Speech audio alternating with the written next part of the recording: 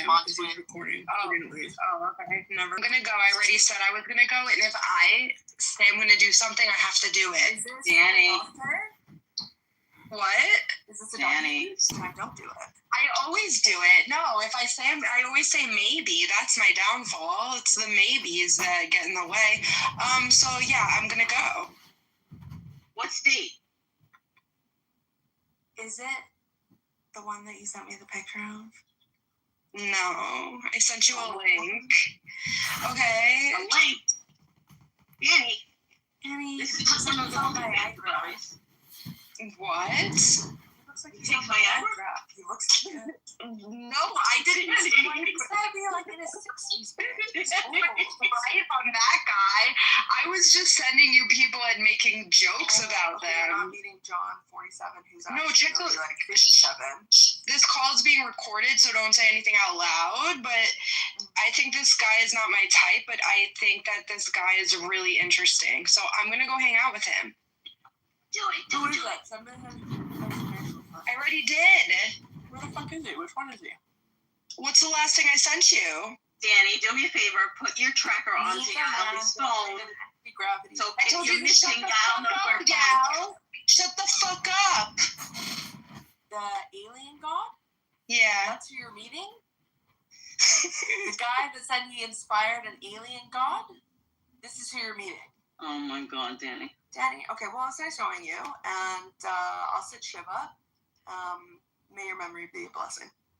Can you at least put your tracker onto Yael so she knows where you're located or somebody? You're meeting somebody who thinks that they invented an anti-gravity device that was inspired by an alien god. Oh my God. Fucking nuts. Is he taking you to Mars? Don't fucking Danny, know. come What's on. wrong with you? Yeah, he met God like last week, so. Danny, I get you're mad at Dimitri. Don't do this. You don't want to meet an alien god with anti-gravity device. What, Dimitri? Just leave me. What are you talking about? None of your business. Okay, so yeah, I'll see. I'm scared that he's gonna kill her on here one day or something fucked up. Yeah. We can't fuck with that man. He's gonna like explode one day. I'm scared he's gonna like just lose his shit one day and go absolutely berserk. I hope she's not going where she's going or wherever that is. Not too safe.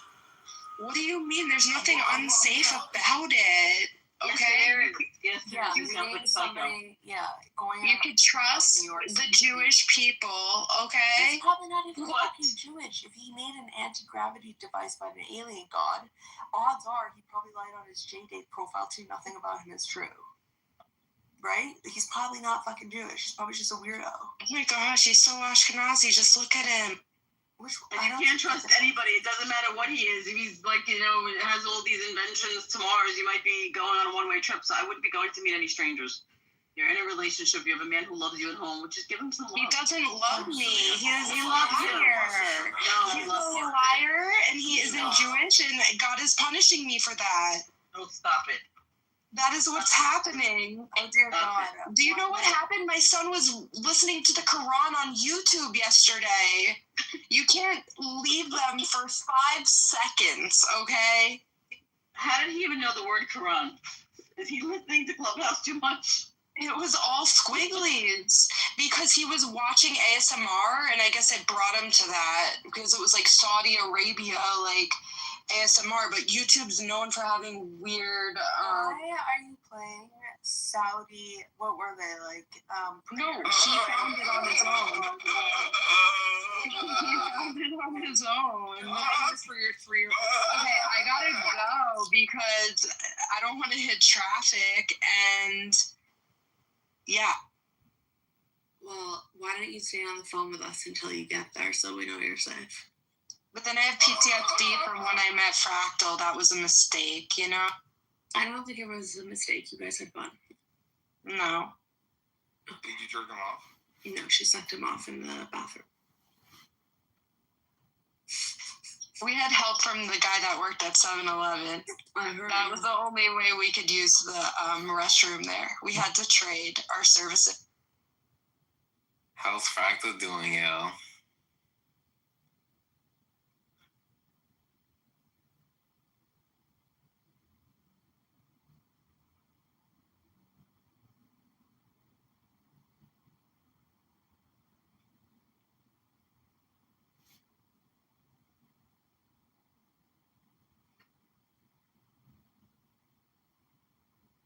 Well, hope he's doing great. I know he doesn't like me, but it's all right, you know. We'll still hope for the best for him. Did you turn him down? I don't think so.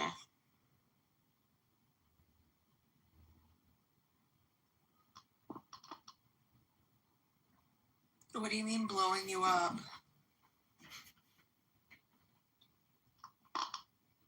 Danny? You don't want me to have fun? That's fucked up. I don't think it'll be fun. That's why I'm saying that don't do it, because I think it'll end badly. How would it end badly? Dimitri follows you, shows up, finds out, gets mad, explodes on you, gets angry, gets violent. I don't know. There's a million possibilities, but if you get caught with another man with your husband at home, yeah, I don't think that's not the same. married. What don't you understand? The man that you had a wedding with, but didn't legally marry, but I didn't have a real wedding. Wedding finger. They played an Ed Sheeran song. The father of your child. We ate a meal. Like, that's not a wedding. Okay? Okay, the one that you had a wedding with, but aren't married to. See, you guys are no fun. You guys don't want me to have fun. That's the problem. You don't want me to move on. You don't want me to meet these men. For your safety.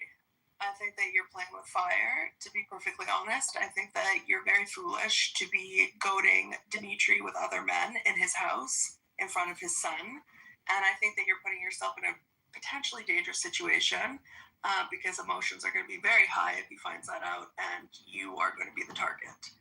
So I'm honestly looking down the road a bit, like a little bit in advance, which is why I'm saying I don't think it's a wise idea to do right now. I think you're going to invite a lot more problems into your life if you do.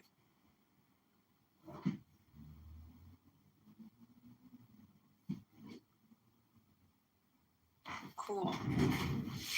I know you're mad at him, but it's just one more day of being mad at him. No, I don't want any more days of being mad at him. I'm done being mad at him. And I'm going to find someone better. You probably won't. Because nobody's going to treat your son the way that a dad is, right? He's the dad of your son. So no one is going to replace him? So it's not like I'm like looking to replace him as a father. I'm just looking to replace him as a partner. Because he's not a very good one. And apparently I'm not a good one either. And then move out and be in your own places. Do not use other men to fuck with your husband while you're still living with him, or you're the man that you married but aren't married to. That one. It's just like, it's such a recipe for disaster, dude. He's gonna lose it. And I can't even get mad at him for losing it either. Like, you push this man to the fucking edge. No, I'm allowed to break up with a man. Like, I shouldn't have to be with a man forever. No, you shouldn't, but you have to, you can't be showing him other men that you're gonna go meet up with and talk about his, like, 3-inch penis. Like, shit like that. You know what you're doing, Danny? You're poking the bear, and he's gonna wake up eventually. He's gonna get mad eventually. Wait, who is 3 inch? This is great entertainment. Who do you think the sunglasses are? I feel like are you the last and the boyfriend. What's his name again? John Neo or whatever. Okay, do I look okay, or is it just too much makeup? I look like shit, right? No, you look beautiful. But again, I wouldn't do it. You're lying. No, I actually think you look beautiful. I don't think your makeup's very heavy. Danielle, I tell you if I think that it doesn't look right. I'm brutally honest. I'm telling you, okay. Your makeup looks very lovely. You look very pretty. Okay, I need a haircut, I think, but whatever. I wish I could bring my friend with me.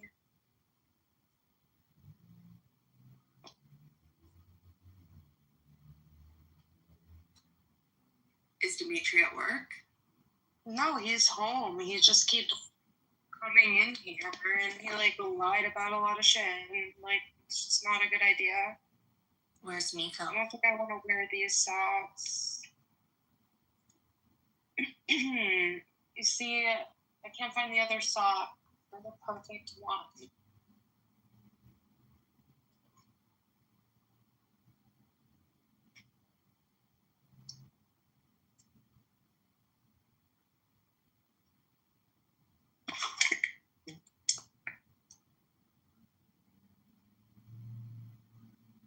All right, let me check the timing. This is gonna be a long time. Isa Guatemala is here. Hey, Isa, welcome back to the John Kitover podcast, mi amiga. Qué buena, hermosa, bonita. Alien god that gives some messages. I'm listening to the Jewish adjacent room in the itty bitty titty community. Reflects through that this person's maybe not someone. What are they talking about here? They're talking about how she's about to cheat on her husband.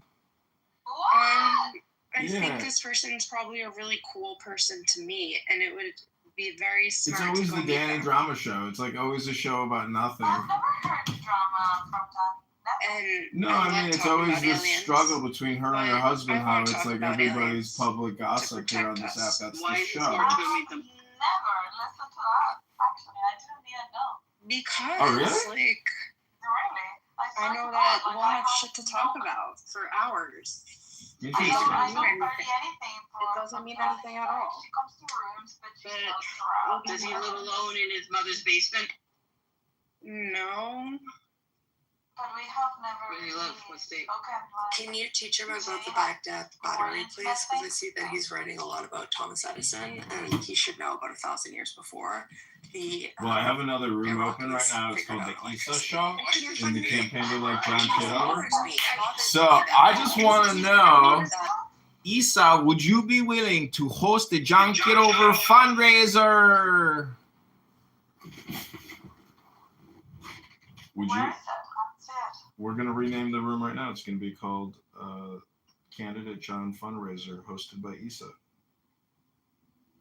What am I expected to do? Shall I just being everyone? Yeah.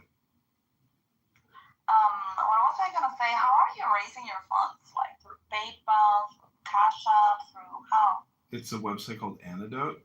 I'll pin the link. Okay. Yeah, but I cannot donate because it's. Well, you can host. That's all I need is somebody to guide people. I need somebody to hypnotize people. I just hypnotized 100 people. I just hypnotized 100 people for Augustus, and we did a fundraiser for his new onboarding baby, Augustus II. I know. He's coming in December. Isn't that amazing? Yeah, I think it's very amazing. I mean, I have seen Augustus turning his life around since I met him here on Clubhouse. Yeah. Absolutely. It's really a really cool story. Well, it's the story of union between man and woman, and you know how people fall in love and how people start families. It's the birds and the bees. That's right. So where's your birds? Where's your bees? How's your love life? No birds, no bees. And yeah, I'm meeting guys, and but I don't find like the. I don't know. Listen, John, I'm just letting things happen. You know, putting myself out there, and if it finds me, it finds me. If not, I will be okay anyway. Yeah, well, it's all communication because these dating apps, a lot of it is just dopamine. So a lot of people are just spinning I their don't wheels. use dating apps. I mean, I do have Tinder, but I don't use it. I don't meet anyone from there. Like, I don't like to meet people online. Well, see, my point is, what it also does is it allows you to scan all the men that you might actually meet in the real world. So, you know, you know how I have all these accounts on this app and X and YouTube. Well, I have a lot of dating accounts too. So I have scanned the population, and you know, it's like doing a sociological survey of all your available potential, you know, cohabitants or you know, lovers or husbands or wives. So people are looking for solutions or meanings that can't be really found in the other person because, you know, you know what I do. I'm fully transparent. I would rather be in the book club right now than, you know, in the Issa show. But thanks for hosting this room. We're doing a fundraiser. The link to your question is above. Click that link and you can see our official antidote fundraiser page. And so what I need you to do is host the show in the same way you always create your itty bitty titty committee rooms, but create one for candidate Congressman John Kitover. Yeah, the problem is that this is not the itty bitty titty committee, so it doesn't attract the same people. People think that so that's... maybe what we should do is like we should open an itty bitty titty committee and then call it the fundraiser. Okay, do that. For John Kitover. Do that. We could do that. Do that, but mod me and copy the link. But I'll tell you, yeah, I will mod you. But I'll tell you what, it is more powerful in the mornings. You know, it's when everybody comes to a room and then people stay there. Yeah. So we can do it today, but we can do it tomorrow as well. Like yeah, tomorrow. I agree. I agree. The morning is the power hour.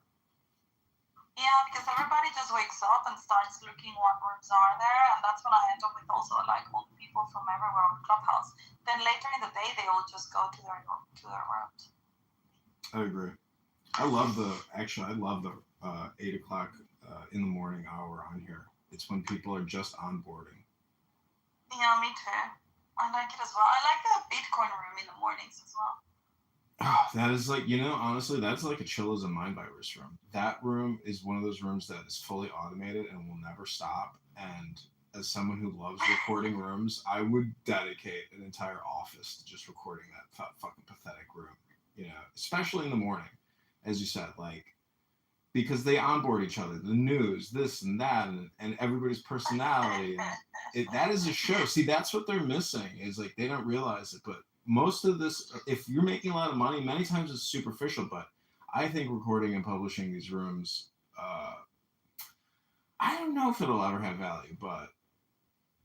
The Bitcoin room is cool because it's like its own world, you know, like a lot of things are happening there. There is drama as well. People relate to each other. It also spills into X. And so there are interactions happening in X and on Bitcoin room. And so it's interesting. And I love those guys. Like I don't know, they talk about everything. They have topics that they're stronger than others, but yeah, generally it's entertaining. I do enjoy them. I find them funny. I integrate that very, very, very quickly. I love going in there and saying, good, guess what, everybody? I just bought my first Bitcoin. I finally own one Bitcoin. And then they like kick me from the room immediately. They definitely know who I am. No, they wouldn't. I don't think they would. Oh, no. They know. I mean, once they know who I am, then they kick me. Not before, but they got to fit. Oh, this is that John Kitover. Yeah, but there are some that actually, they're not bothered by you. But there are a couple that, yeah, they're like, oh, that guy is recording. Yeah. And I don't even think that they're really, really bothered that they... See, they want basically that chillism effect where there's no emotional outbursts. But the problem is I don't know. There is something about listening to a foreign native English speaker where if I forget that person is not a native English speaker and they're running on and going, never ending, you know, it's like, this is a me problem. Like, I'm the hypocrite now because I'm stupid enough to sit here and listen to this stupid shit. So what I'm trying to say is that's like the setup, but the final summary and the final analysis, it's all stupid shit because I choose what I say, but I also choose what I listen to. So if I'm going to sit here and listen to stupid shit, it's a me problem, and that means I'm not effectively optimizing my time usage in the real world, in the real life, here on this app.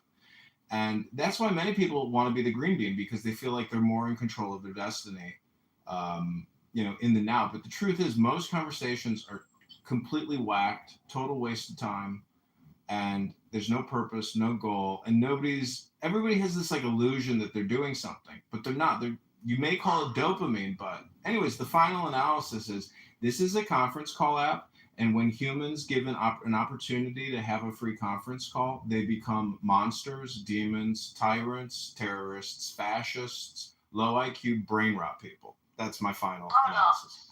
Whenever I'm here, I feel completely opposite. I feel like I am ratcheting doing nothing, and I feel I am getting dopamine hits, but I feel actually kind of anxious because I have stuff to do, and I come to Clubhouse to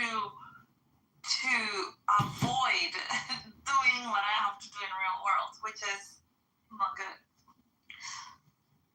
I think I'm gonna take another break of like a week because I need to do a lot of stuff over the coming days.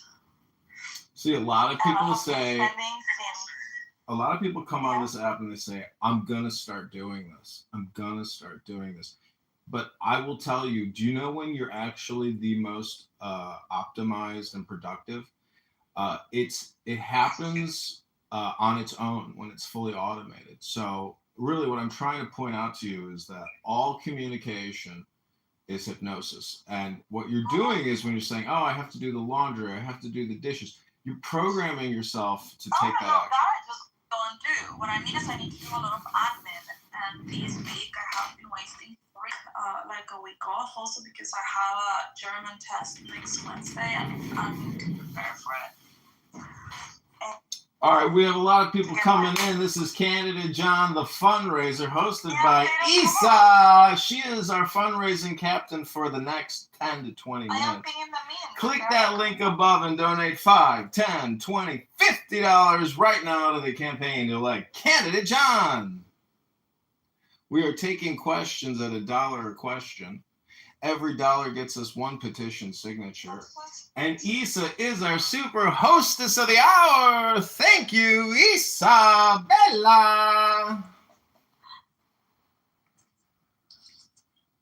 Anyway, does Chris ever come on stage? Yeah, but see, he's working. And this is me working as well. You, unfortunately, are actually not working, Isa. You're the only sucker in the room. But that's why you're our hostess. Yeah, I'm gonna go to bed soon. It's already 8. I already had dinner, and I'm gonna go to bed early today. Well, you keep saying things that I'm gonna do. Don't just tell us what you're gonna do. Show us what you're gonna do. You're like Danny in that other room. I think I'm gonna do this. I think I'm gonna do that. I think I'm gonna do this. I think I'm gonna do that. Okay, this has been the Candidate John fundraiser. You can see how Isa can't even actually stick to the room titles. She's just a brain goo, harvested, chillism type of brain rot sufferer, like the Bitcoin room people.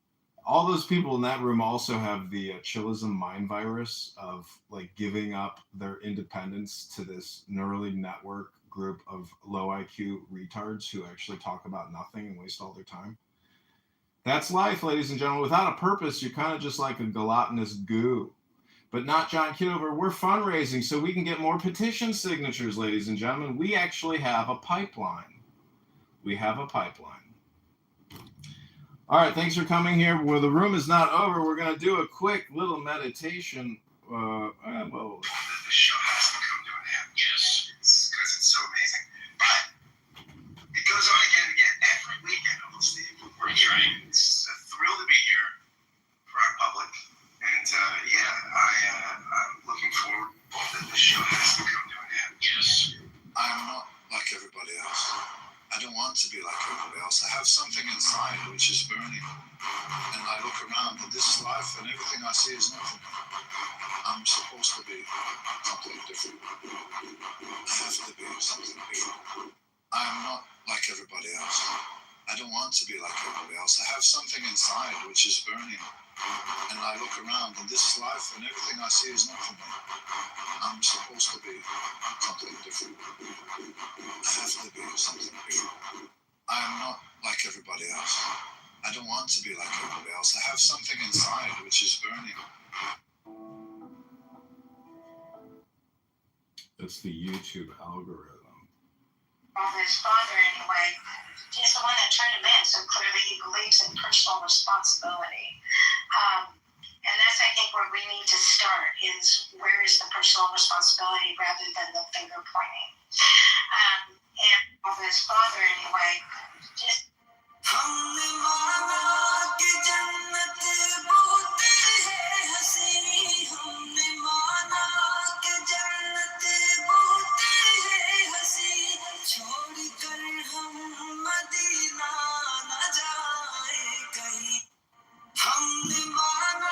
The truth is, you become unstoppable when you work on the things people can't take away from you. Things like your mindset, your character, and your personality. When you make those your priority, they become the most valuable things about you.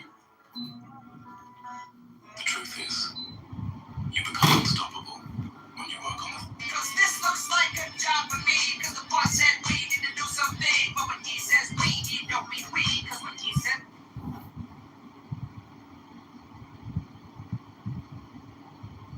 Just be clear. But y'all want us to control how we act, control, even though we have nothing to do with this. Only thing we've gotten from this man is, just be clear. But y'all want us to control how we act, control, even though we have nothing to do with this. Only thing we've gotten from this man is, just be clear. But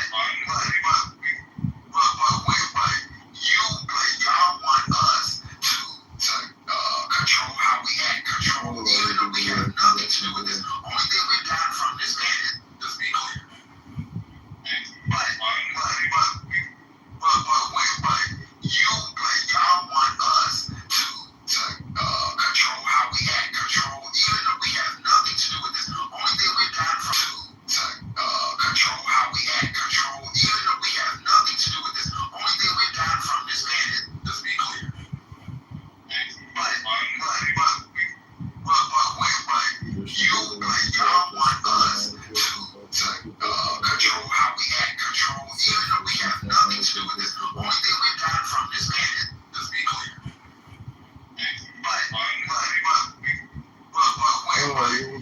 But y'all want us to control how we act, control, even though we have nothing to do with this. Only thing we've gotten from this man is, just be clear. But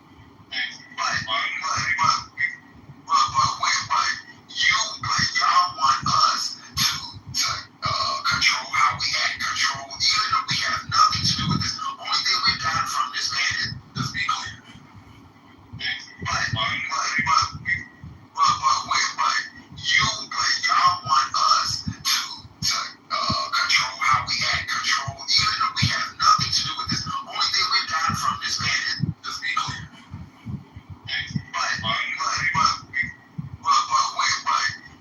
But y'all want us to control how we act, control, even though we have nothing to do with this. Only thing we've gotten from this man is, just be clear.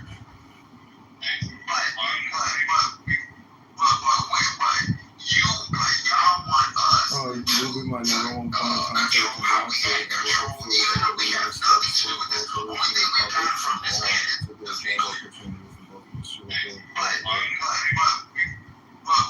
clear. But y'all want us to control how we act, control, even though we have nothing to do with this. Only thing we've gotten from this man is, just be clear.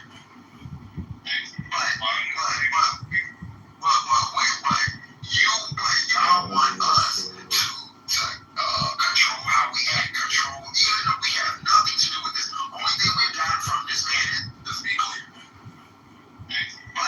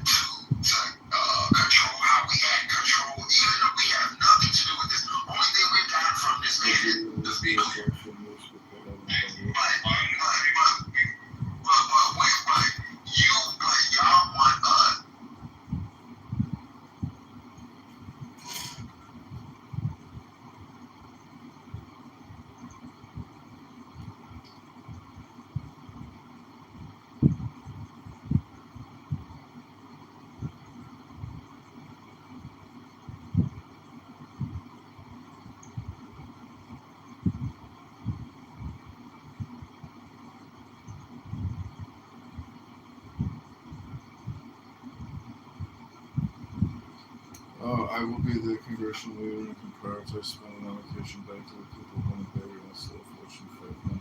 With the minimum one point contract and not for the law and most tax firm for the publication. It's a great job opportunity for both of us. It will also be moving to Rockford Peoria in November 2026.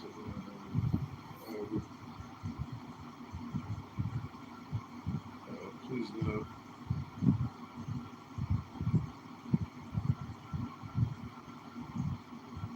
There's probably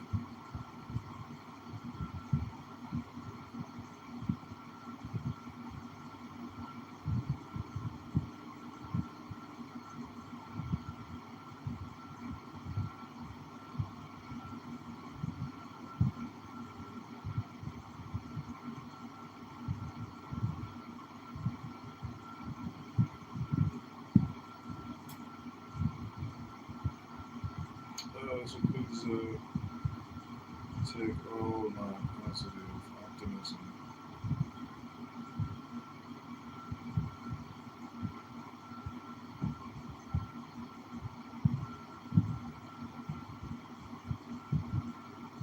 Please note there's probably a 10% chance we win the March 17th primary, even if we qualify with all the signature we have to generate. So please take all my positive optimism.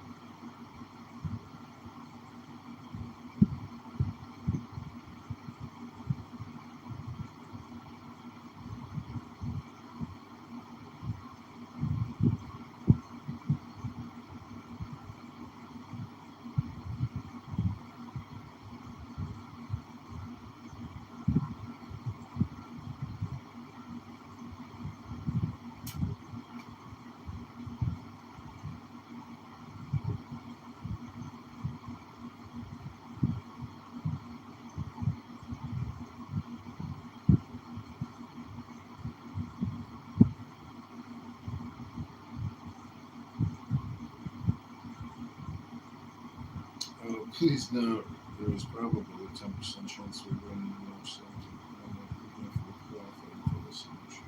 So please take all my positive optimism. I'll be the congressional leader and can prioritize funding allocation back to the people of Winnipeg and instead of Fortune 500 moving my number one point contract in Rockford and help toward all United States from first letters and published law. It's a great job opportunity for both of us. You're doing great work. We're also going to Rockford for in November 2026 with the name of the conflict that got published. Please note there's probably a 10% chance we will win the 17th primary, even if we qualify for the signature. So please take all my positive optimism.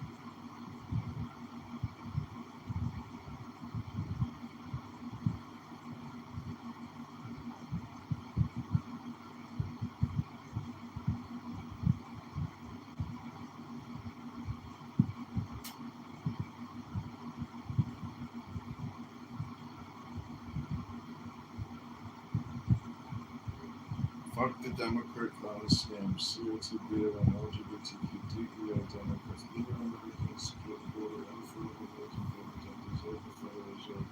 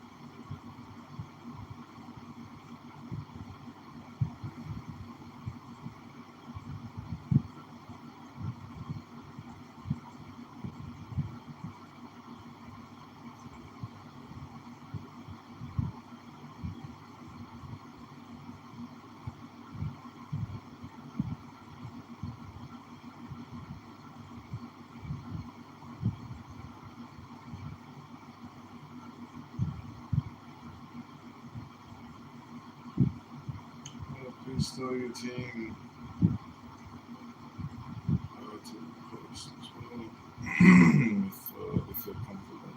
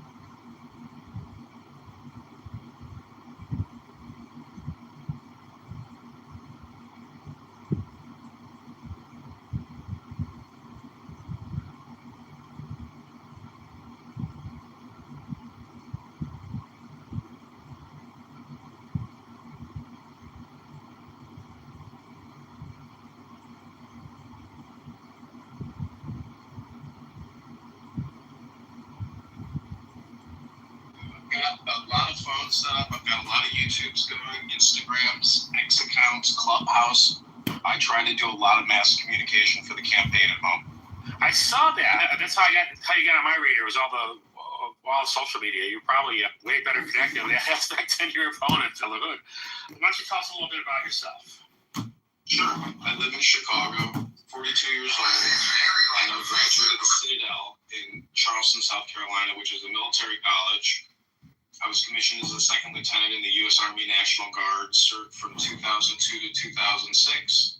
And then I've worked in digital marketing, media buying, advertising technology for about the past 20 years, 15 years. And I've worked in the government at the Treasury Department and the Department of Commerce, working in real estate operations, leasing, project management.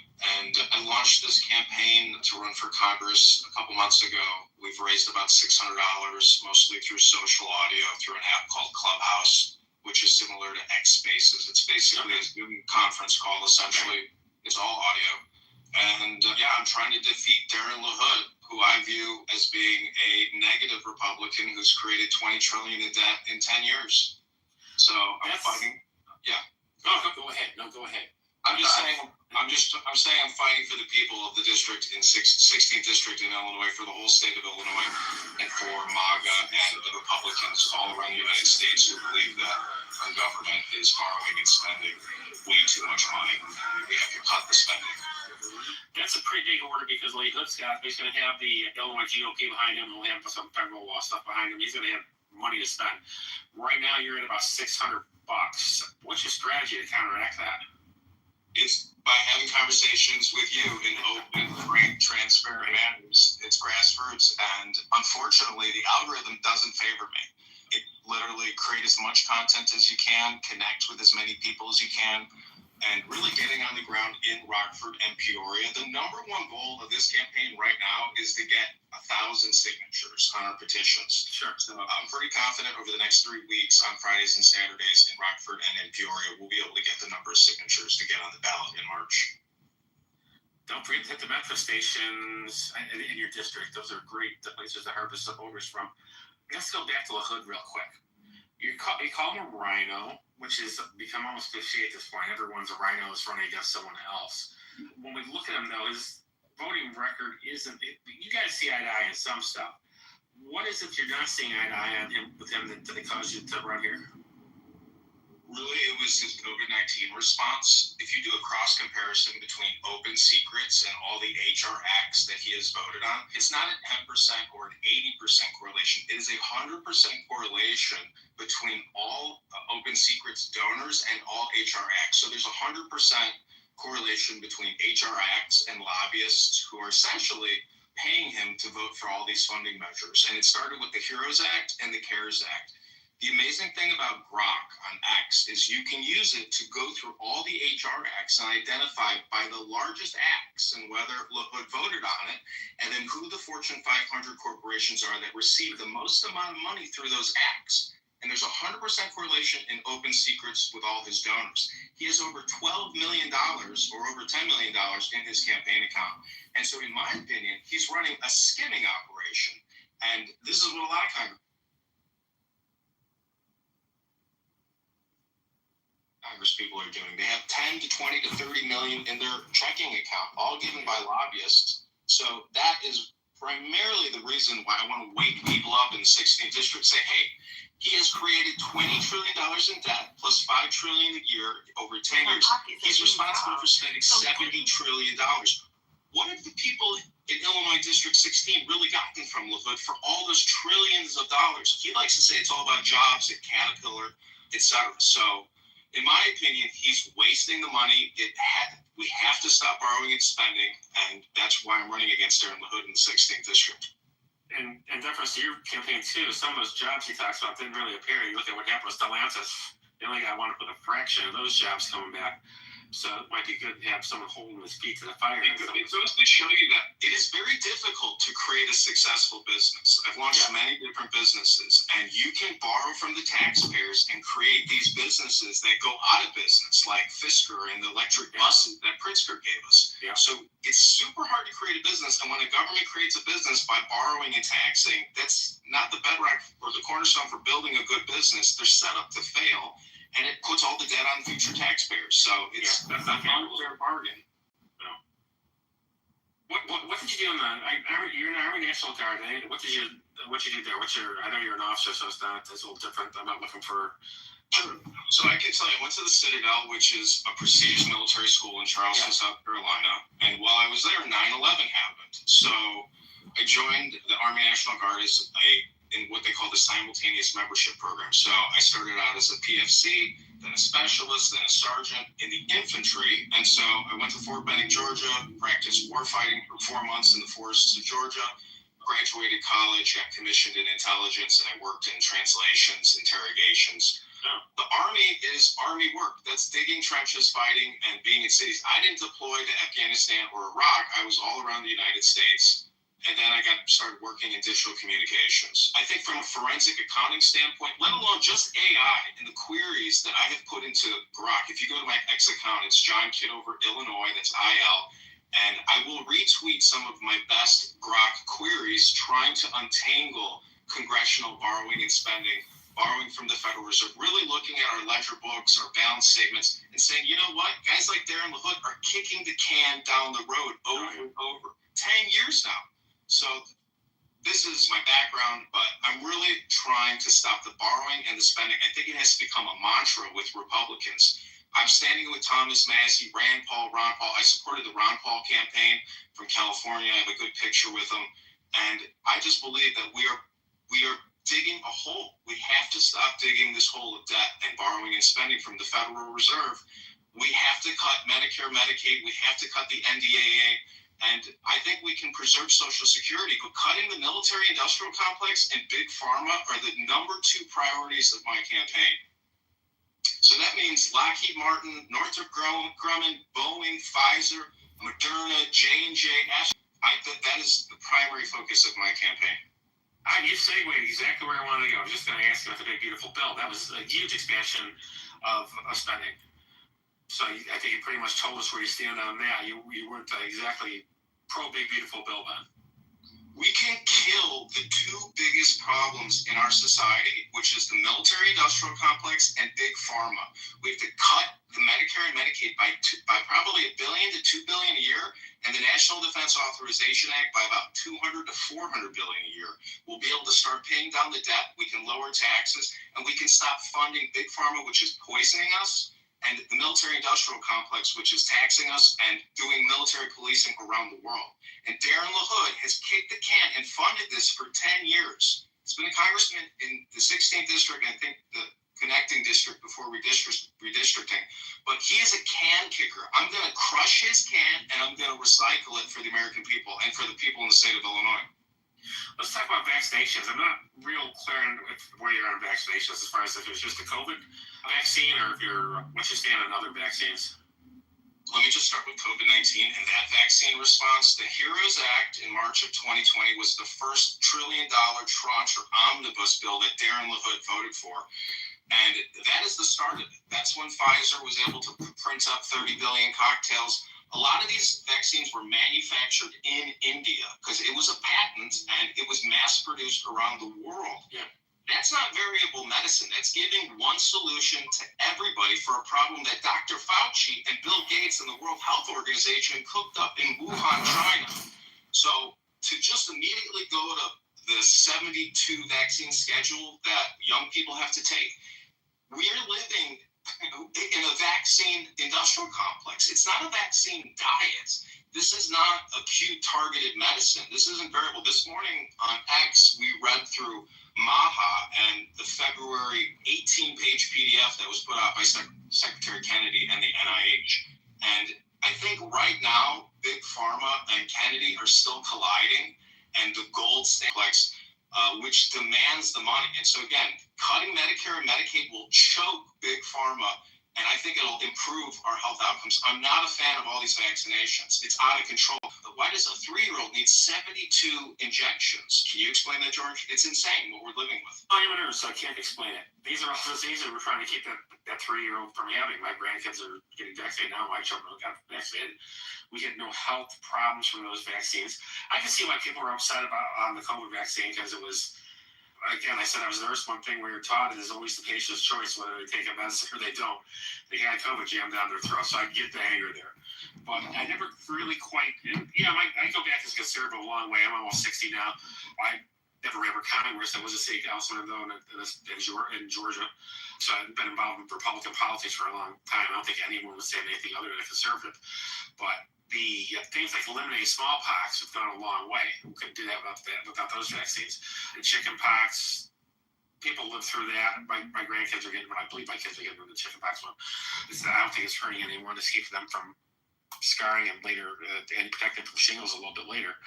But I would just say that I've seen documentation from the George Bush administration that suggests that Operation Warp Speed was long in the making. I think this is a pandemic, scamdemic, plandemic.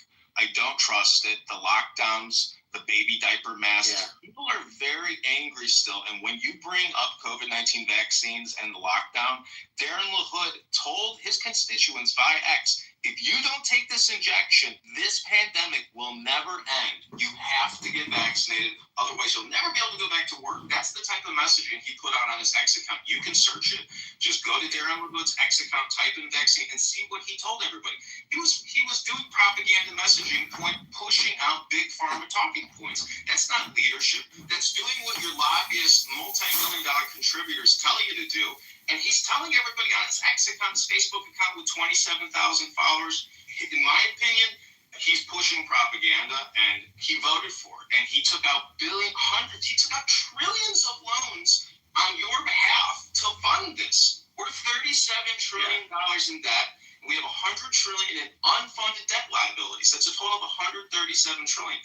So everybody in this country owes over $100,000 right now to the federal government on the balance sheet, and Darren LaHood doesn't talk about it. All he talks about is how the big beautiful bill is so beautiful. It's not beautiful. It's taxation by loading it on the back end. So, in my opinion, he is not leading the people in his district, and he's a failure as a congressional representative in the 16th district. And in Illinois, he's just a can kicker. And I just want to reiterate, everyone has to chant the mantra, stop borrowing, stop spending.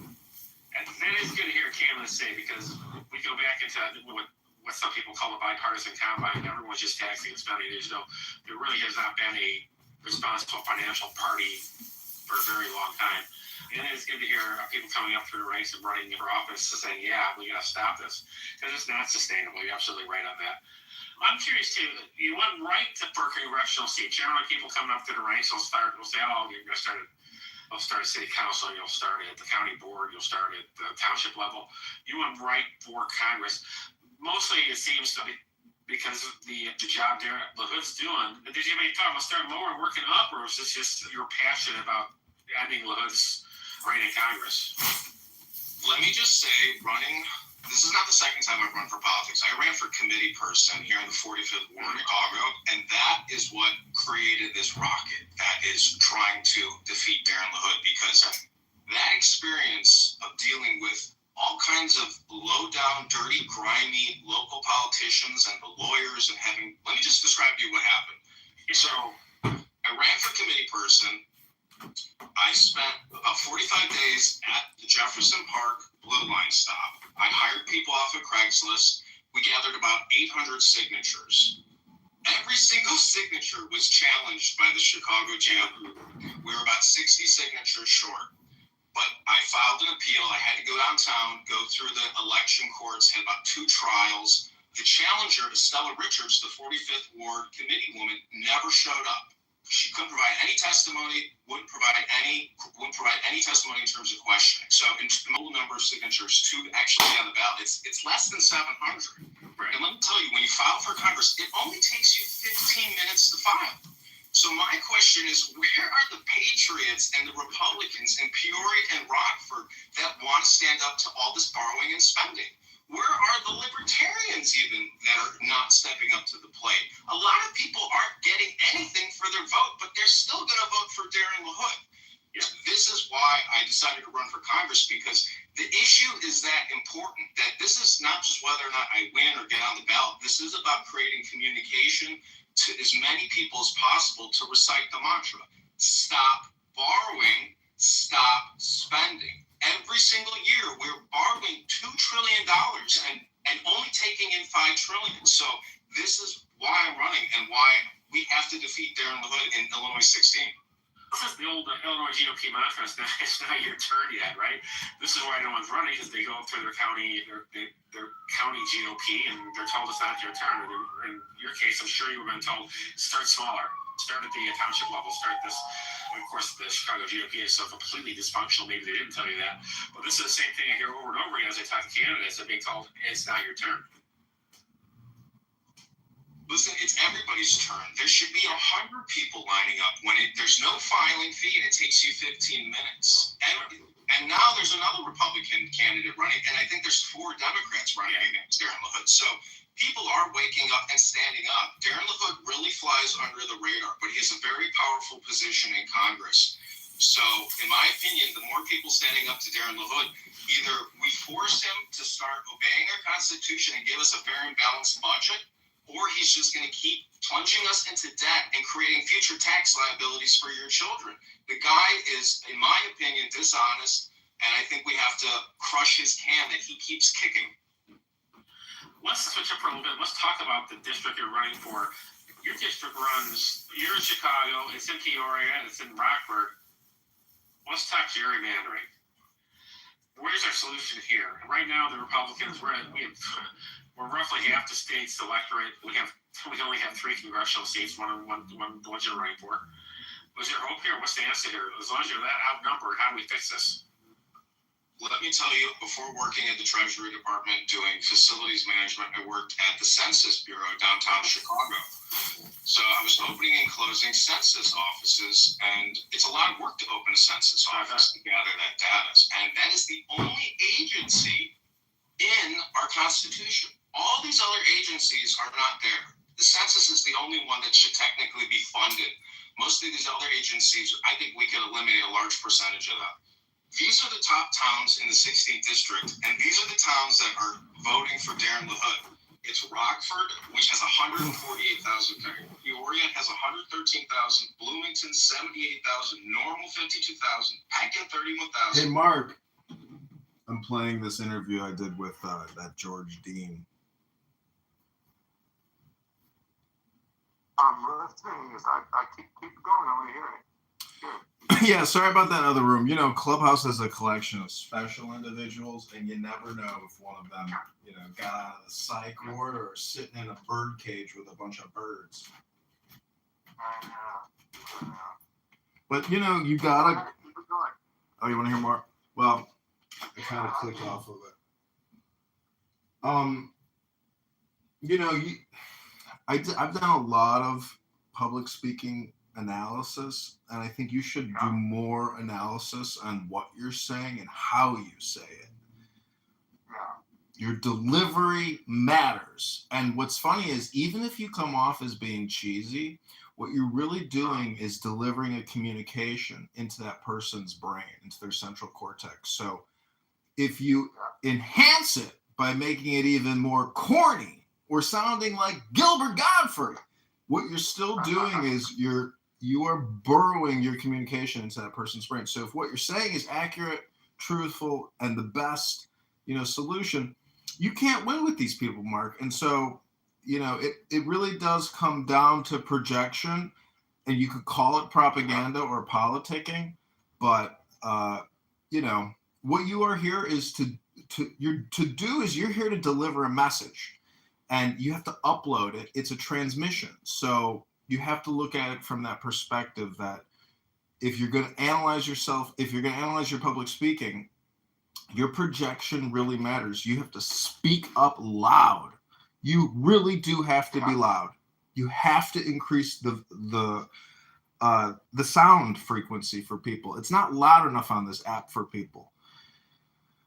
It's just some analysis, but yeah, just some thoughts. I talked to the White House for 2 hours yesterday, and so they've done more work than me. And I don't mean to disagree with you with the messaging thing. And messaging is super important, but for me, it's just about the math, and for the White House, it's the math, and I think the math is on my side. You know, Harris won my district by 2 points, right? So she got 52%. So it's, you know, it's a very close district. And now, you know, my opponent's been $8 million, making my race the most expensive by a lot, like by double or triple or even quadruple other races in the state. And I had no name ID last time. Now all of a sudden I have name ID. My opponent's money's gone. My opponent's name is gone. And, you know, all that is working for me. It's good. You know, without any message, without anything. So now, lump onto that, I actually have more money in my account than any of the 20 or 30 candidates that are running for Congress. I have the most amount of money. Not that it's a lot of money, but I have, you know, in first place in terms of that. And now I got to spend my money wisely and raise more and figure out how to ballot harvest to lift 2% or 3% to win. But the problem is, I can do that. You know, you can only outperform the top by a certain amount, no matter who you are. You can be Jesus Christ, and you can't outperform, you know, the president or in the midterms, the governor. You can't outperform that by, you know, 10 points. It's hadn't been done in history. So, you gotta hope that the governor, whoever it is, whoever wins, do a good job. And right now, they all kind of suck. Well, I think your Chicago Flip Red content was like the best content I've ever seen you post. You know that. I really like that. Yeah, but you got to frame it even more. Yeah. Don't forget, my district has 0 blacks in it. That's okay. You know you're getting out a free market economic message with these. You know it's about the framing and the footage and the posting. But either way, I mean, I think you're like you just said, you're in uh, looks like a fantastic position. But do you think that the communication, the outcome, like you said, very rarely will you ever see a 10% margin. It's like a couple hundred votes. So do you think it aligns with the I communication? don't think, honestly, if I was a hot chick with a Harvard MBA and a great, I was a celebrity, I think I could gain a point or maybe 2 or something. The bigger thing for me is to get out the vote and the ballot harvesting, which is what I hear from really smart people who've been doing, or like from Trump, for example. That's what you're going to see, I'm sure you've already seen when you talk to voters, you are, who even they're unlike, same thing is how do you get those uninformed, what they call like low propensity voters, how do you get them off their butts to vote? And unfortunately, that does require a lot of time and money, whether it's email, text, door knocking, phone calling, mail, all that stuff. And if you can do enough of it, you can target the right people, then you can make a difference. But like I said, you can't make 10 points different. It's just not realistic. Most people go in the booth and they vote for that top of the ticket, then they quit. Or they vote for what's underneath, but they just vote straight ticket because they don't know the people. They don't know any of the people. I do the same. I don't know all those things, state reps, state, nobody knows. Very few people know. Like 5%. So if you get their speech, you're getting it to those 5%, and you get a bigger share of the 5% of the people that are informed. That's good. But the bigger thing is how do you get the 95% of people to vote for you? And so I'm pretty focused on that. Yeah, I mean, for me, just getting on that ballot, like, because I've, going through the signature challenging before with committee person, I know that even if I can win and get on that March ballot, like, that's the big success for me. Because if I can do that by November 1st, I mean, that gives me November, December, January, February, March. That's 6 months of online politicking. So the communication, or the 180 days, the next 180 days of your communication calendar, the more you can detail it out and publish it, and use Grok. Mark, ask Grok a question on your profile and say, "Hey, Grok." I do it all the time. Oh, you're doing it? Yeah, and I've got a social media guy. I'm on it. But wait, but listen, how are you? I'm doing a deal on Saturday. But see, it's not your district, but I'm doing. It's in Elgin, and if it works out right, I'll get 500 really good signatures in about 3 or 4 hours. It's the CRO has a way of doing it, which is really actually pretty genius. Like I have to provide 4 volunteers plus me, so there's 5 left, right? But so does like 10 other people, so there'll be 50 volunteers or 50 solicitors, and they'll give each one of us just 1 sheet, with 10 slots, right? So we each have to go get 10 people, and they give us all the data in just 1 street or 2 streets, so that they're next to each other, and it's only the hard R's that vote in primaries. So these are friendly people, and you go out and you get your 10 signatures, but you get 10 signatures for 10 different candidates. So you've got like 10 clipboards, or 1 clipboard with 10 sheets of paper on it, and you just have them sign it. By the way, they don't fill out their address or any of that bullshit. They just their signature, and then you take those 10 signatures back times 10 candidates, and you fill in the address and all that. And now what you've done is you've collected 10 for each candidate, but there's about 50 people, so it's 500. Pretty cool, isn't it? Yeah. Sort of like a hack, you know, to getting signatures. Yeah, I have some people that signed for me that just signed, and I, at the time I wasn't even looking to see, if they properly filled it out. I've these petition signatures. People got no idea just how, challenging it is because, but there's a strategy, and really, the more people you have, more agents who can go out there and organize. Like I have this person in Rockford; she's gotten over 300 signatures in 1 week. Oh, that's good. That's a dream. That's a good one. I know she's the thing is, you do a lot of these geographic. She's a volunteer. I'm paying her. The campaign's paying her. Oh, that's good. That's a good one.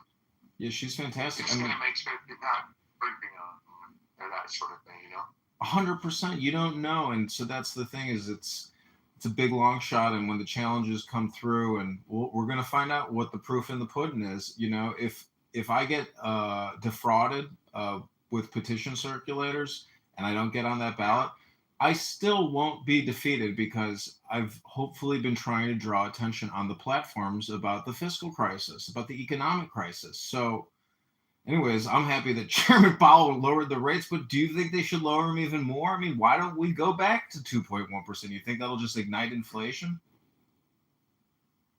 Yeah. I mean, you worked in finance. You were an asset manager. I mean, what's wrong with a lower interest rate? I think the pressure is on. He's going to keep lowering it until the economy picks up, or Trump's going to do whatever he can to get rid of them. So it's going to come down, but he's going to fight it all the way down. I mean, quarter point, what is that? It's nothing. Yeah. Well, anyways, when are you going to Elgin? That's Saturday, but if you could somehow organize something like that, it costs nothing, zero. I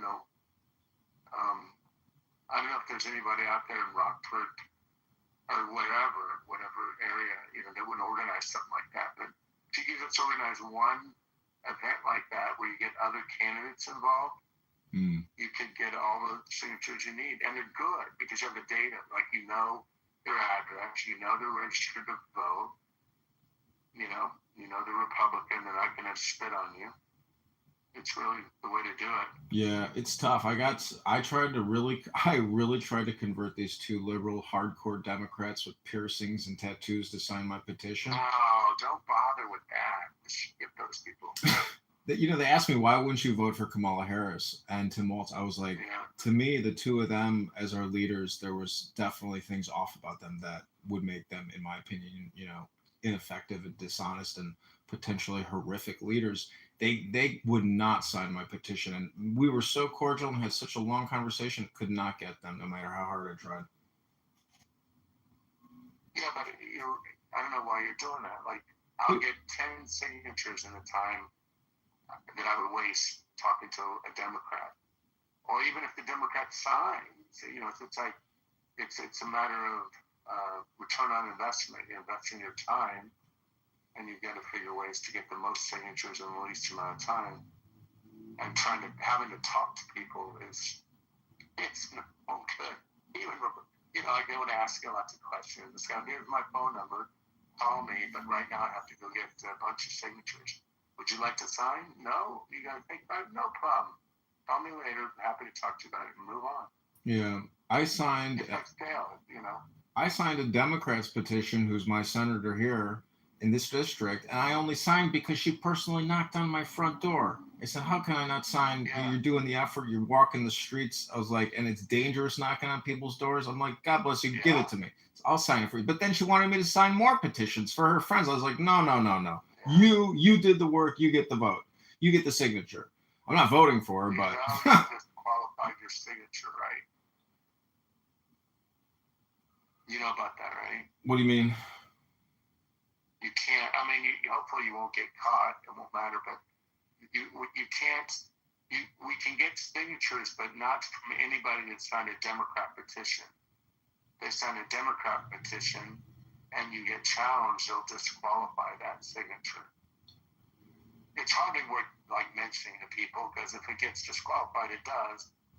It's like too much information, but I'm just telling you if you didn't know, you can sign one party or the other. You can't do both. Yeah, well, I have no doubt that if we even meet the threshold and we do get the number of signatures we need, which Wait, what do you need, John? What do you need? How much do you need? 700. Okay, that's about what I need. And have you tried a train station in the morning yet? No, not yet. Personally, no. Do you have any train stations that would be like lots of people commuting? Yeah, I've been doing research on the maps and trying to find the best places. You know, it's just a question of, well, I can probably I mean, I just want you to know I get 50 to 100, 50 to 80, I'd say, from 6 to 8 o'clock in the morning at a train station. Those are like little honeypots. Mm-hmm. This is my priority. People who are getting me signatures, I got them from Craigslist, and so I do need to repost in the top cities, and that I think can get me a couple hundred more. And then personally, I think I can physically get 300 myself. So I think I'm gonna be right on that threshold. It would be nice to have another 400 to get to that 1,000 mark. Yeah, try not to turn in 7. If you turn in less than like 1,000, he's gonna challenge you for sure. He's gonna challenge regardless.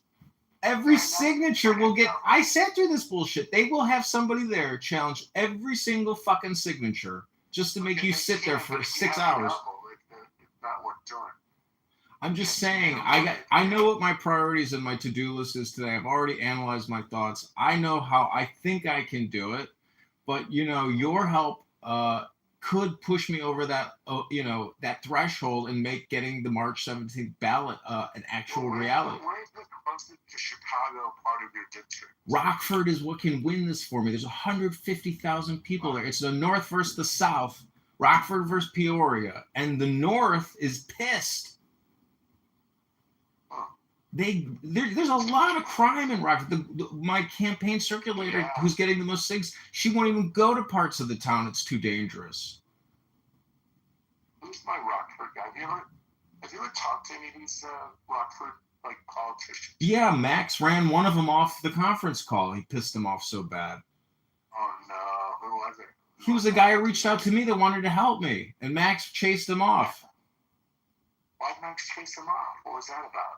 It was just Max being Max, and they pissed the guy off, and he went bananas. But Max wouldn't relent. Max wasn't wrong. The guy's a whack job, but he still wanted to help me.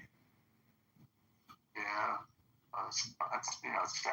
I'm sorry about that. No, it's meant to be. Listen, I have people who have wanted to, help the campaign, and then maybe they look at my profile stuff and they're like, I can't do this, and they end up not reciprocating or recommunicating. So I have been using Clubhouse to onboard people, and in my opinion, it's working. It's a team building experience. And a lot of people who can't download this app and have a conversation here, it filters them out. I don't want them gathering petitions for me because they're incapable of even having a conversation on a phone. So yeah, but what about like I went to the Phenomon Living Day, for instance, and there was like I don't know 100 people there or something like that. They're all PC and they're the kind of people that do get petitions, and they are Republicans and have been working and stuff like that. Might be good for you. Listen, I can take Mark. My experience is take it straight to the people. I don't need to go through Republican channels to get these signatures, and I know what they're going to do and waste my time and blah blah blah. They're not going to help me or give me a time. Not going to give me their time. Not going to give me their money. Not going to give me their click. You know what it's like, Mark. You take it straight to the people and you get the signatures. That's it. Let me tell you what it's like. Okay, the Bloomington GOP. I'm actually going there this afternoon. They're giving me 350 really good signatures, all notarized, all ready to go. And so far, Schaumburg GOP has like 230. Wow. He just texted me yesterday. But he'll have more, but that's what he has so far. And that's from their group. One by one, they go out and they knock on doors, and then they have some in their office that people come in and send. So that's 500 for me. And those are good signatures too. Like those are high quality because those are people going in the district to doors of people that they know. So and they all stop. Believe me, I'm like, man, these guys suck. balls, but this is one thing that they can help you on if you solicit them to do it, is getting signatures. I could try, but I very much doubt they're going to want to help me. They're going to go with Darren LaHood. So, see, I don't know. Aren't people sick of him? I think a lot of people are sick of him. Well, that makes my job even easier. I've gotten signatures in Bloomington and Normal. As soon as I say I'm here to kick Darren LaHood out of Congress, they say, "Give me that petition. Give it to me." Exactly. That's good. If you have a slogan like "Fire LaHood," I get. Max was right in that WGL.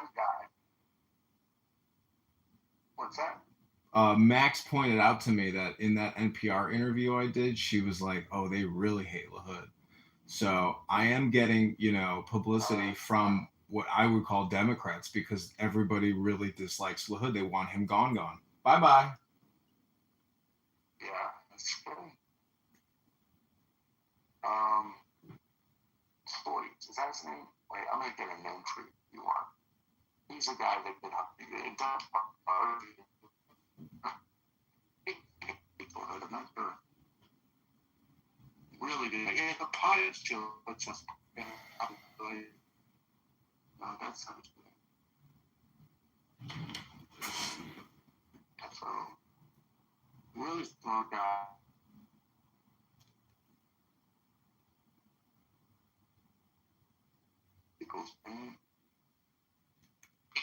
He lives just west of.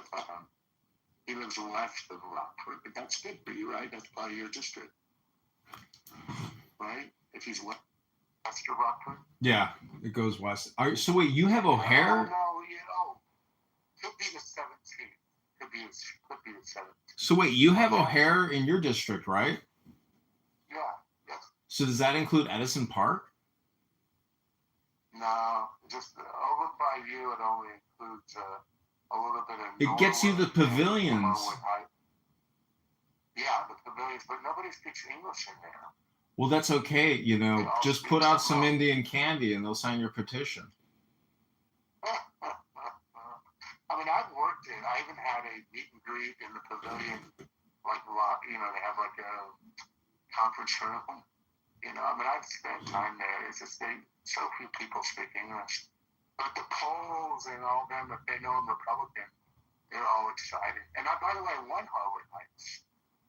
Last time. I mean, it's a good spot.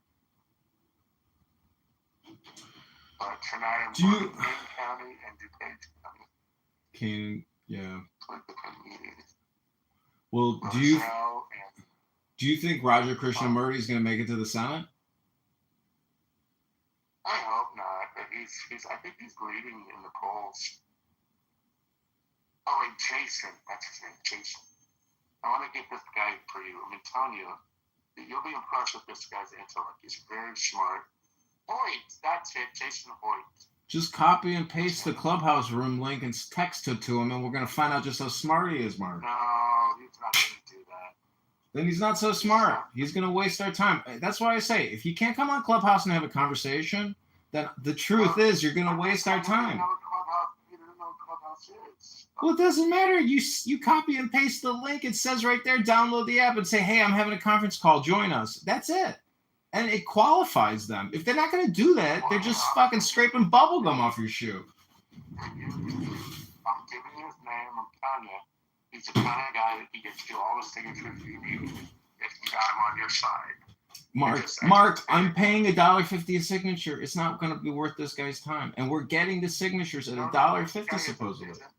It's not a money thing. This guy has money. He'll give you money if he likes you. Oh, I His see. name's Jason Hoyt. He has a podcast.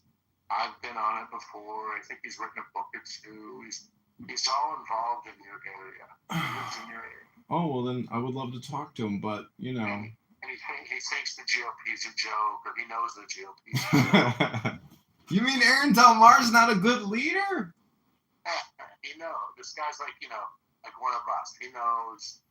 And so he maybe he don't even know you or know that you're running. But by the way, I can tell you, where does he live? Does that have his address? Jason Hoyt. That's what I'm saying. Just text him the Clubhouse link if you got his telephone number. No, I just sent it to you. Here, it's called Liberty Restoration Publishing. I'm telling you, you'll really like this guy. He's very smart. Jason Hoyle. Total Republican. But, wait, I was going to tell you that. Let's just call him. Let's just call him. Okay, call him right now.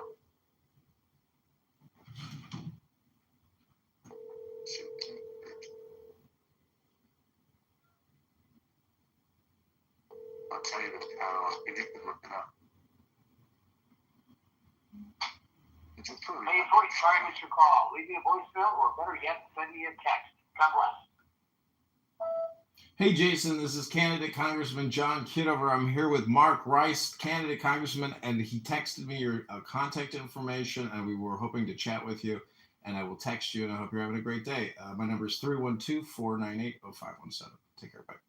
Mark, do you want to say anything? No. Bye, Jason. Hope to talk to you soon. Okay, All right. John. I think he's from Winnebago, which is just west of Rockford, just like 10, 20 miles. So that's pretty close, right? Yeah, the young lady who's helping me get signatures, who's gotten us over 300 signatures, she just texted me and said, what are you going to do for Winnebago County? Oh, good. But he's from, I guess he's from Winnebago County, but he's from the town of Winnebago. Yeah. It's kind of like a suburb of Rockford, nicer suburb. Well, It's west. I don't know how your district works. yeah, But, it's north to south and up northwest. It's a huge, it's a big district. LaHood, he's got 4 offices in the district. It's crazy. Yeah. And I'm going to look it up. Do you have this map that shows your district on Google so you can see if the people live in it? Yeah, I've got the names of all the towns, the numbers. I've got a lot of demographic data on the district. So I've got a Google map, and you just put in their address, and then it shows you. Oh no! See, you have a weird looking thing. Are you the green? Like, do you go to Harvard?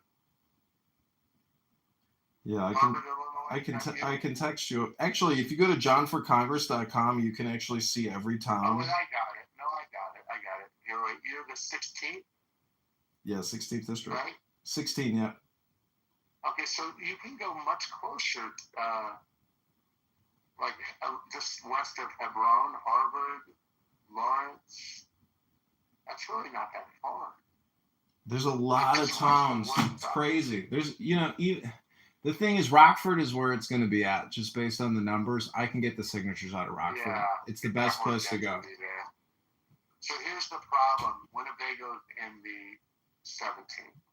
But it's very close to yours, like it's 5 miles. Oh, I see. Do you see that? I'm looking at the map. It's so weird the way that works. But here, let me send this to you also. If you've never seen this map, this has helped me out immensely. Just send it to you.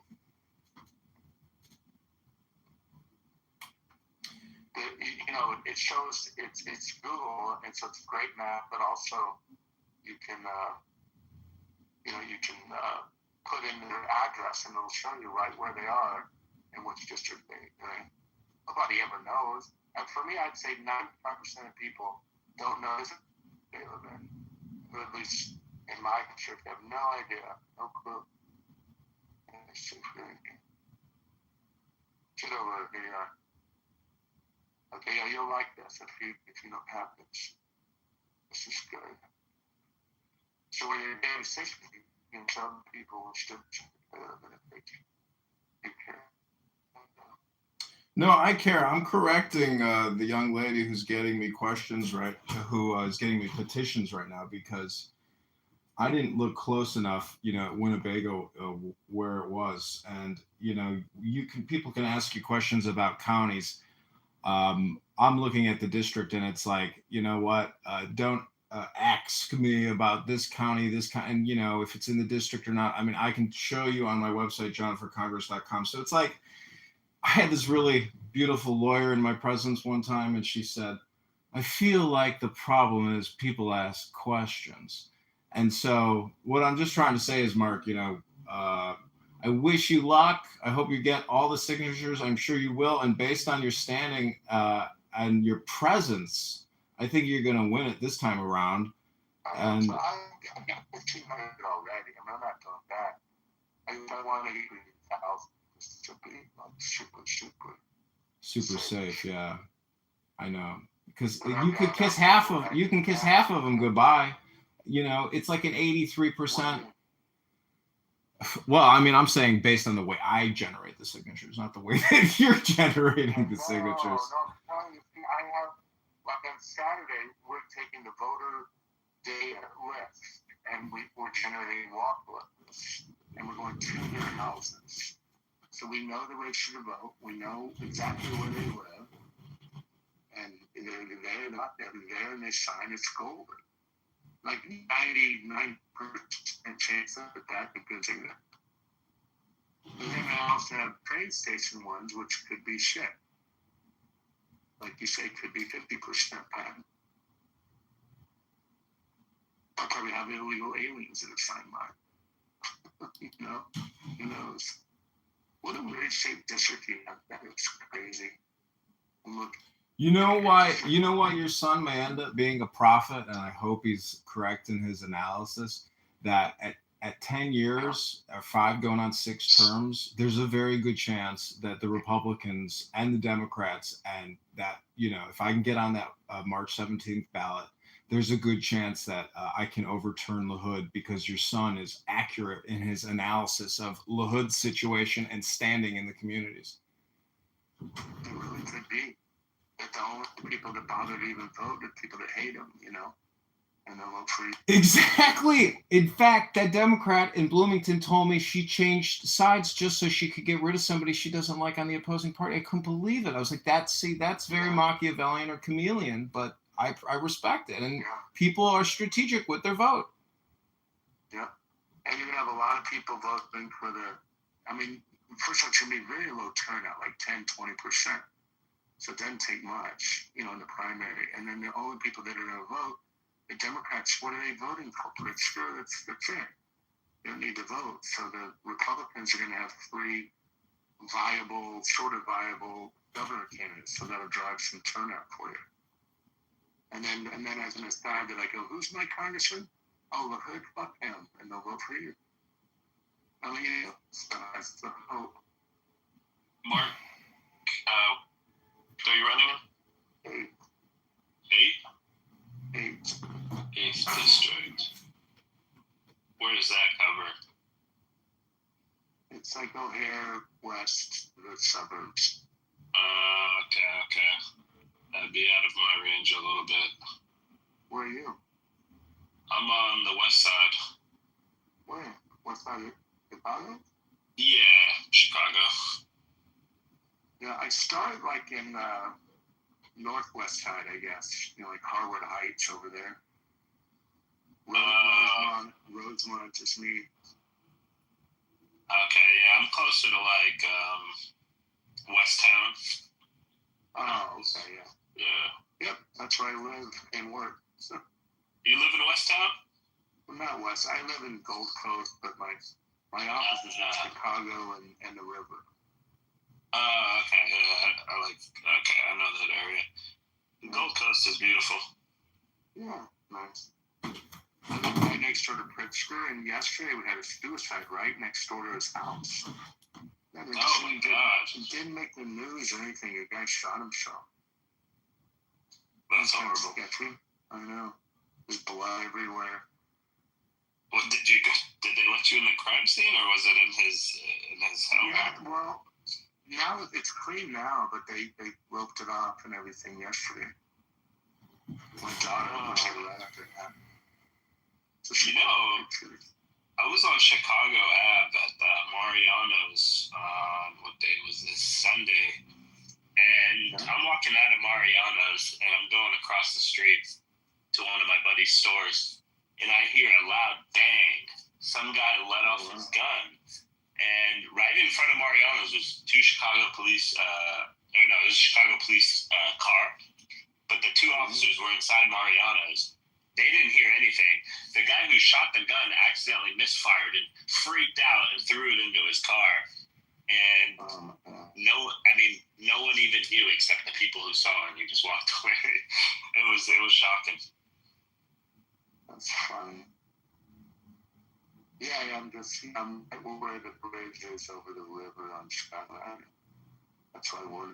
Oh yeah, that was a beautiful view of the city from there. So Jack. Politics today. You should help John out. No, I don't want this Free Palestine radical anywhere near me. Jack, what do you think about the IDF taking out Gaza's radio and internet? That's a miracle, isn't it? Great work, IDF. I was heavily involved in politics in California before I moved to Chicago, actually. I ran a couple of successful campaigns.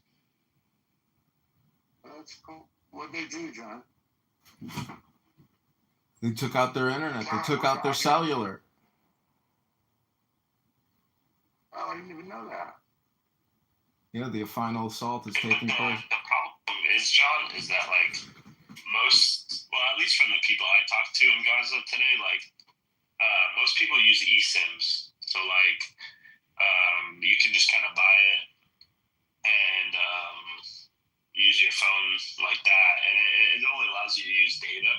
But like with iPhones and like you can make calls over Wi-Fi, so it's like it's not too much of a problem. Obviously, it's not convenient, but not like the end of the world.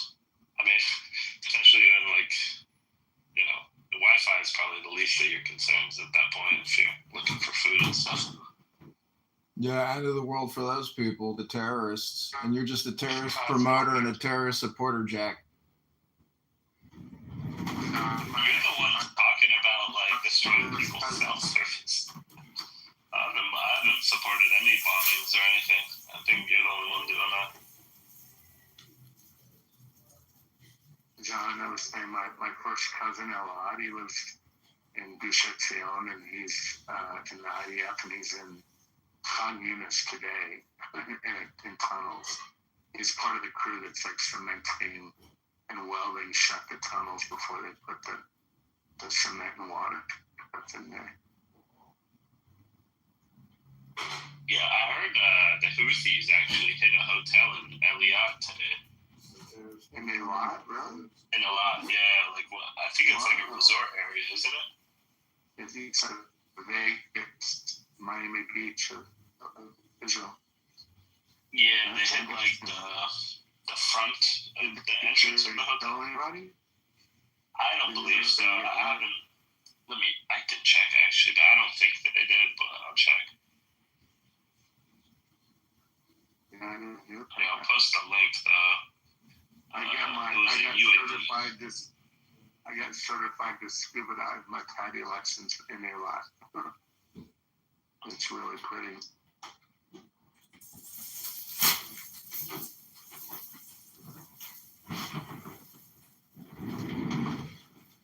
Yeah, Mark, don't waste your time talking to Jack. He's a terrorist promoter, a terrorist supporter, and Jack, you know what? This war is going to come to an end, and Hamas is going to be completely wiped out, destroyed. And, your political position of supporting terrorism is not going to be celebrated. I hate to break the bad news to you. I don't even support Hamas, bro, but okay. That's cool.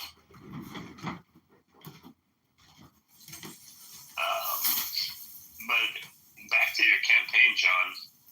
Did you ever win the lawsuit and get your name on the ballot, or is that still a struggle? What lawsuit? Well, because he didn't get enough signatures to get his name on the ballot. No, it's not due for a month and a half. Oh, then what were you talking about, John? Because you had told me that. No, I was talking about when I ran for committee person. I may get to it, but it's not a month and a half. Yeah, we've got about 45 more days to get to 6. We're still in the running here, Jack. I don't take your negative, low IQ frequency vibration that is past where your penis used to be and your now puffy little vagina is, and take your stupid terrorist supporting ass. Go ahead, ask Candidate John any other questions you want, Jack. I'm going to shoot you down every time, though. Hope you know this is your roast, not mine. All right, I'm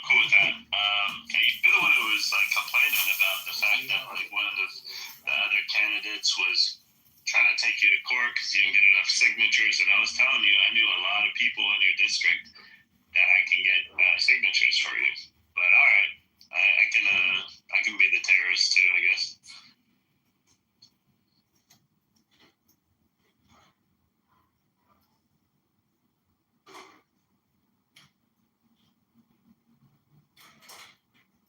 Who are you running against? Actually, I'll just Google it.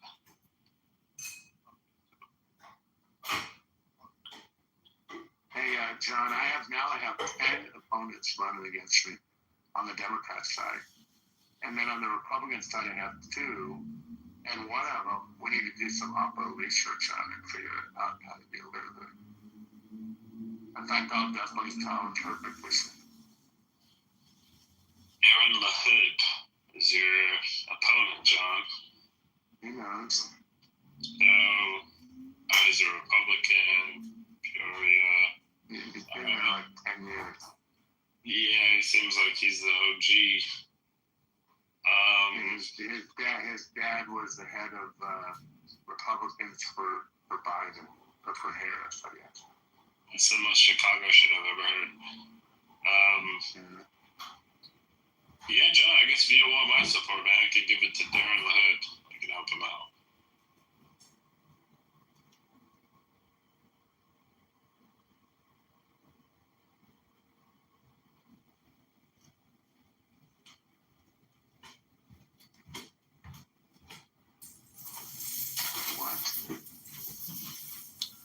You know, Jack, what's interesting, Mark, what's interesting is that politics is a lot like the real estate business. I just got to say that if they're texting you on why they can't afford to pay the rent or why they can't do it, or prior to leasing and they want to tell you their life story and how this was their destiny, I got to tell you, all the words in the world, all the spam you ever heard, ain't as good as a good signature on a petition. So, Jack, take your terrorist promoting, supporting ass and go lick your fucking heels. Go clean your fucking shoes with your tongue, you terrorist supporting piece of shit. You're triggered. Go clean your... Listen, man, you didn't want my support. Now I'm fully with Darren LaHood for Congress. Have you ever voted Republican in your life? Sounds like you're probably a Democrat. No, of course I'm not. No, actually, I've voted both, but in local elections, I voted way more Republican than Democrat. And where you live, there's no Republicans even on the ballot. No, I just moved here. I just moved here a year ago. When I moved from Orange County, California, so that's a Republican. Orange County, yeah. Newport Beach. Yeah, I actually helped get 2 city council members on the city council. Went door to door with them. I worked with the mayor. I was working with his chief of staff, so I did that in college, and a year out of college I did that. So I've experienced running campaigns.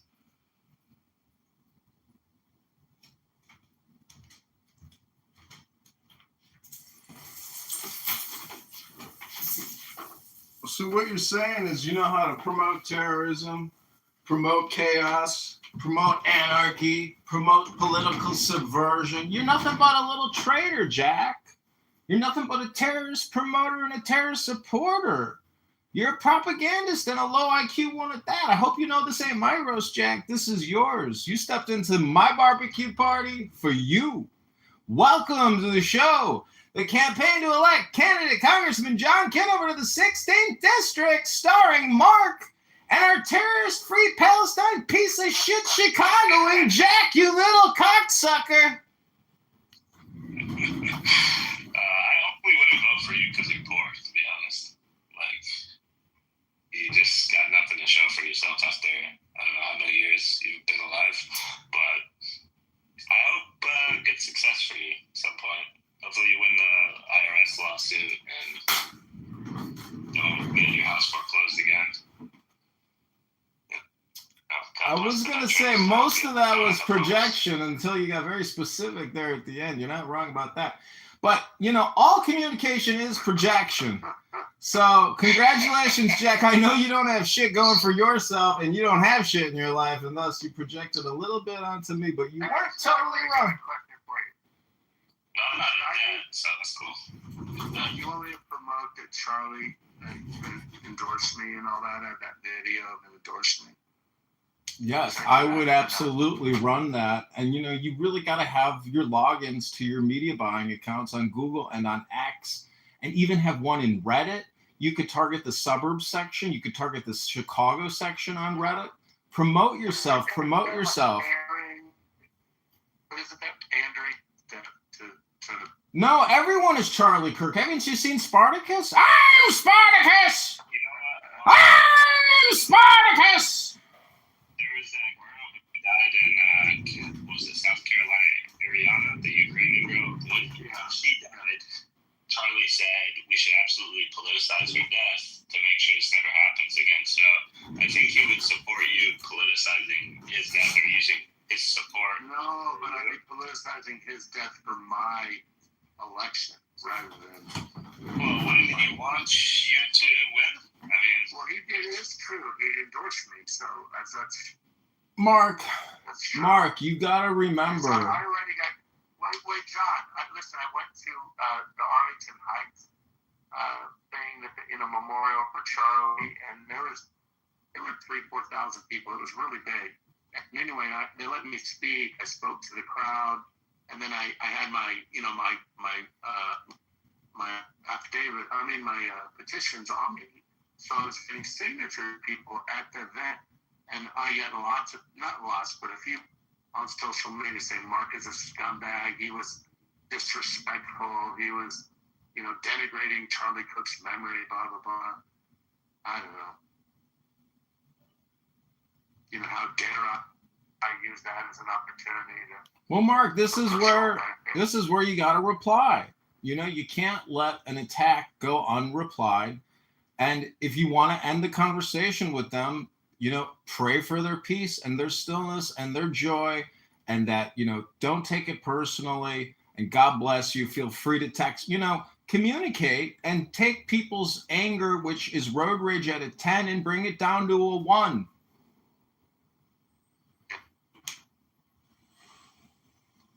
Yeah, that's what I'm trying to do. I'm finding, because my race is more, it's in play, let's say, and people are paying attention, I get criticized no matter what I do, Well, there's a saying, you're damned if you do, you're damned if you don't. You're criticized if you speak. You're criticized if you remain silent. You're criticized if you have, you're always, it's art.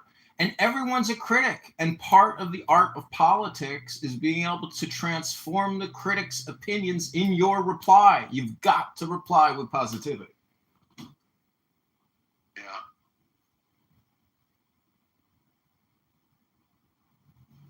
Yep. But, let's do a fundraiser for you here on this app. You have a Jewish community here that supports you. And you have people on this app like Jack down here who want to attack you. So you got the perfect pot stick here to stir that pot for your campaign. I will host. I will help. But you have to show up. You could do it every morning at 8 a.m. for you. You can do it. This is a great play. Look how many followers you have, Mark. Yeah, but it's trying to get used to my time. Not one of those people live in my district. Well, the point that Mark, it's your programming. Mark, it's your morning programming for yourself. It's your public speaking practice opportunity at 8 a.m. for you. No, I'm practiced out, man. I go to 4 or 5 events every day. I'm speaking on the phone, on Zoom, in person. I don't need a bunch of wahoos on Clubhouse to practice in front. Well, what I'm saying is if you want to come here for the dopamine or for the connections, you're still going to flick this app open at certain times. I'm just saying that I raised $600, and even raising $1 off of this app, if you haven't done it, let's try it once. Give it an experiment, an opportunity. I did. I have tried. I go to people. But I have a list of people that donate the max, which in our case is 7,000, and I get it from them. I'm better off, economically. My return on investment for my time would be going to bigger donors than people on Clubhouse.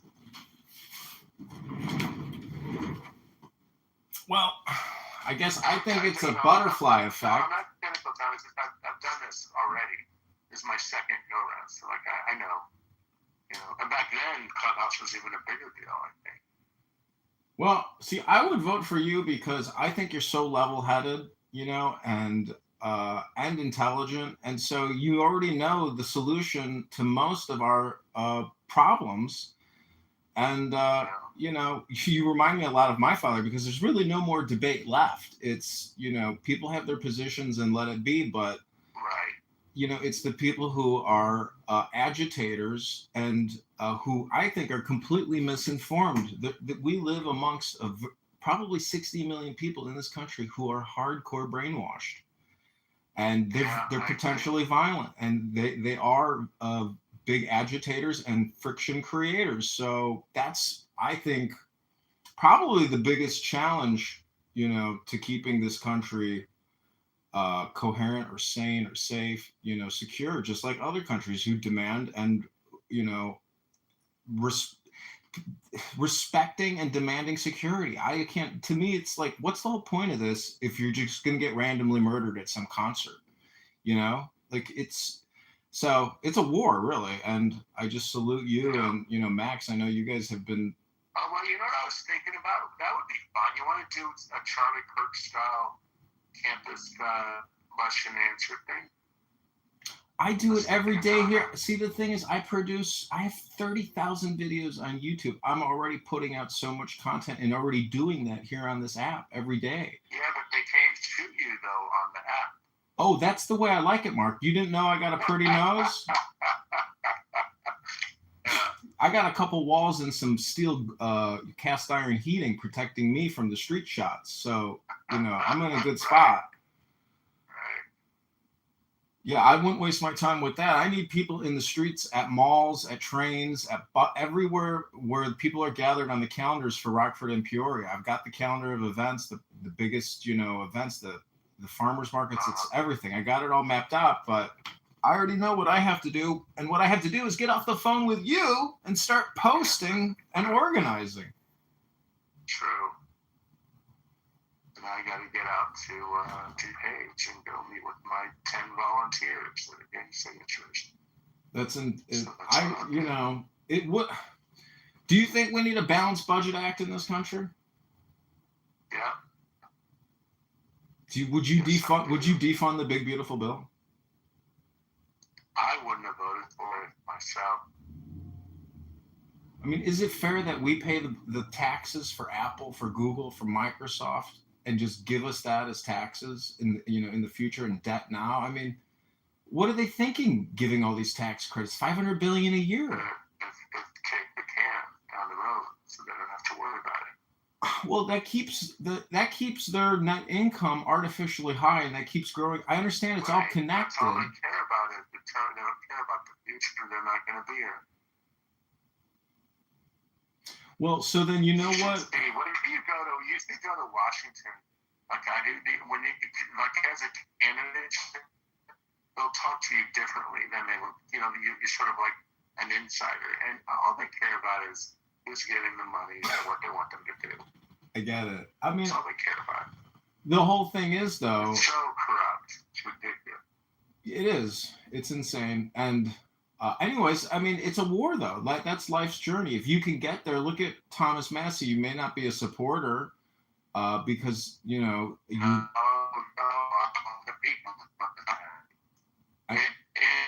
don't like her on Negro, but and Tom Master may be the only two reps that I have any respect for.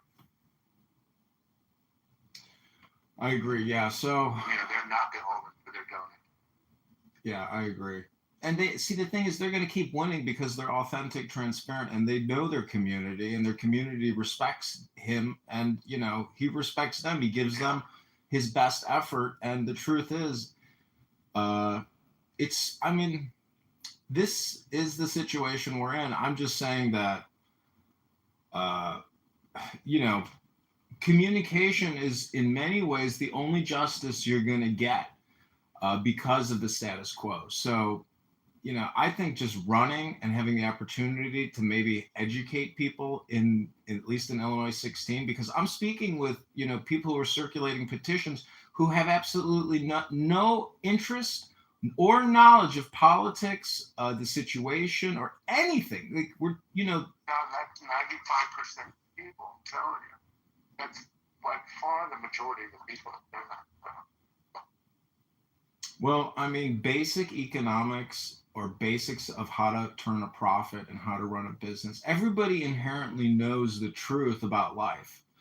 So I think, you know, just for me, I mean, I think trying to do education for people is a useful component. I mean, because it is just content, you know, and you're doing it right now, but we have no audience. And there are people on this app who can strategically help create audiences. But you hear people's allegiances. Many people are anti-Zionist and they don't know it, but they're really being anti-Jew, even if they don't want to show it. Oh, there's something Jews, and they don't know that, you know. Most people are hypocrites, and they have no priorities. They only talk about one topic as opposed to 50 corollaries or 50 adjacent variables, and so you know, most people are just polarized on one thing, and that's the J word or the I word or the Z word, and that spells. So, anyways, it's a joke.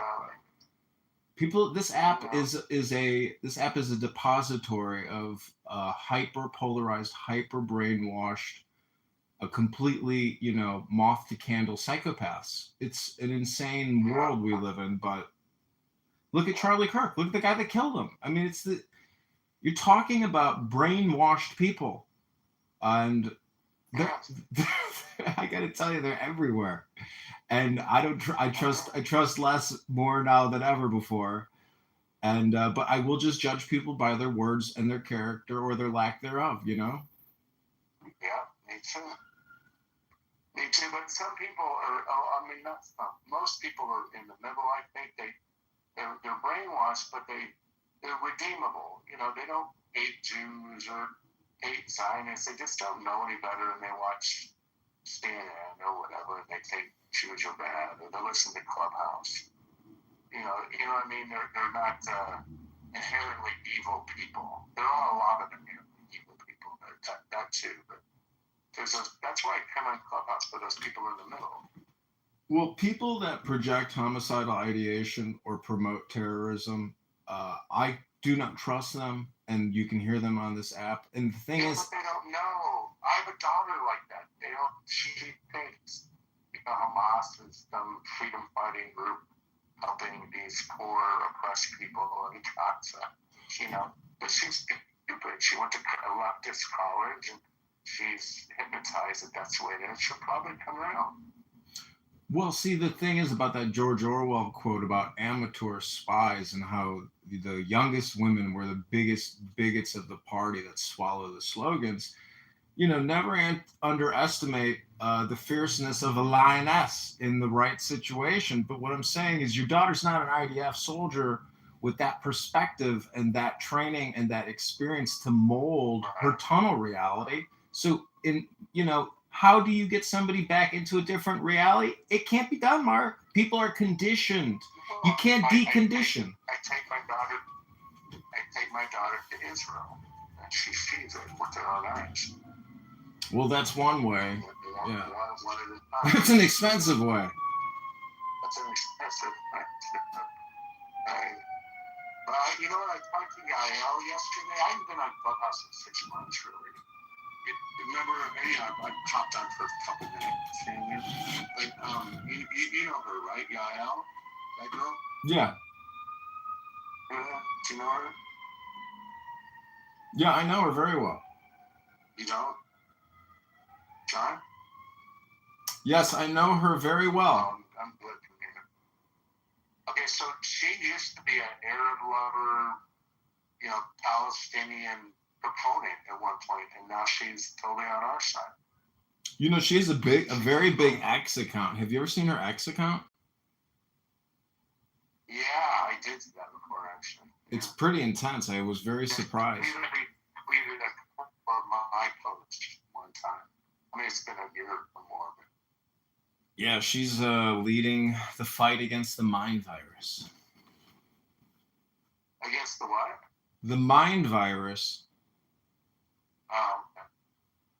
Yeah, I'm just saying she's got a big little counterterrorism promoter X profile that she puts out great content and finds stuff very, unique stuff that I would never be able to see or find on my own. She's got a lot of intelligence on her. Okay, John, I gotta go do some things here. Okay, take care. Have a great afternoon. Okay, bye. Okay, take care. Bye.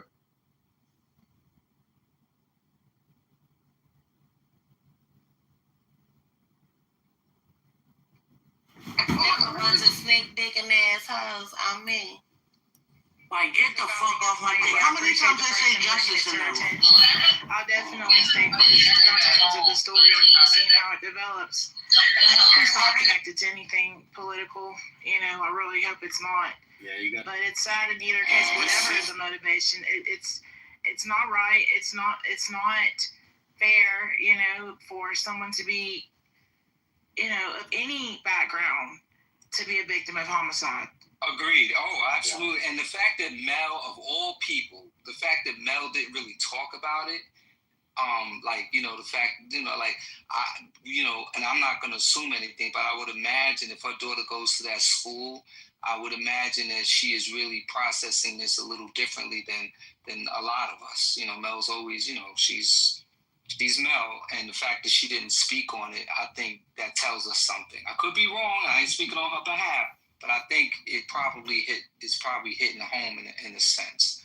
So we need to be aware of that. She may be, this may be, something triggering for her.